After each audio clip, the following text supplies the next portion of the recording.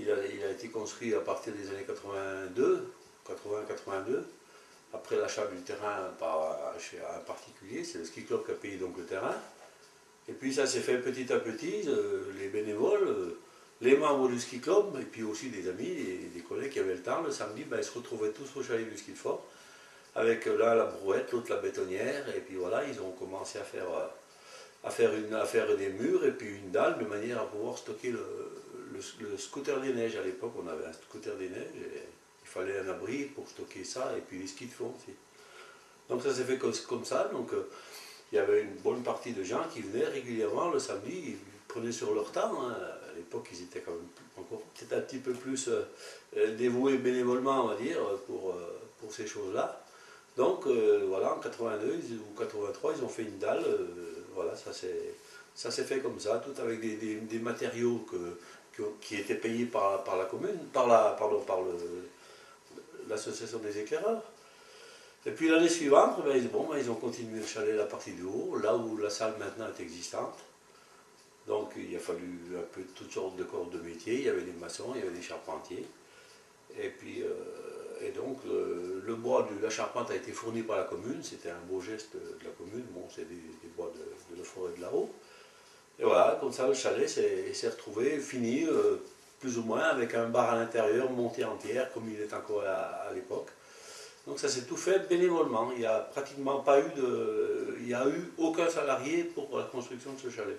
Et ça, c'est à retenir parce que, bien sûr, le salaire, c'était le casse-croûte de midi, et ça, c'était le casse-croûte et puis le petit coup de blanc de l'apéritif, c'était régulier. Il y avait des personnes qui allaient, je ne sais pas, qui sont allées peut-être une dizaine ou une vingtaine de samedis dans l'année. Donc, c'est quand même prenant, hein, donc les gens avaient vraiment une grosse motivation pour, justement, pour accomplir cette besogne qui leur tenait tant à cœur, parce que c'était, comme je disais, c'était un lieu et ça reste un lieu de rencontre, un lieu d'amitié, voilà.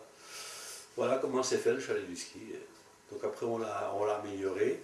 En 95 on a refait toutes les cuisines parce qu'il a fallu les mettre aux normes. Donc avec licence de porte, rentrée, sortie obligatoire. Et là c'est pareil, moi j'en faisais déjà partie. C'est pareil, c'est tous les bénévoles qui y allaient, on se retrouvait là-haut. Moi je faisais un peu d'électricité en même temps.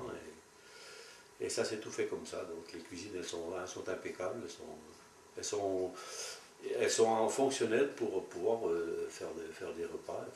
Voilà. Voilà comment le chalet il s'est monté. Et puis donc on l'a amélioré encore toujours de plus avec le solaire et tout ça. Et puis voilà. Une terrasse devant, très intéressante parce que très intéressante parce que les gens quand il fait bon, ben, ils ont la montagne de Granier en face, ils voient qu'il y a bord en face, c'est quand même magnifique. Et l'été c'est superbe avec la verdure. Voilà comment c'est fait le chalet du ski avec tous ces bénévoles. Et donc on peut leur remercier parce qu'il y en a qui ont vraiment passé du temps et puis aussi beaucoup de matériaux qu'ils ont fournis parce que certains ils n'hésitaient pas à y aller avec. Alors un avait la camionnette, l'autre la bétonnière et puis voilà, chacun son truc. Hein.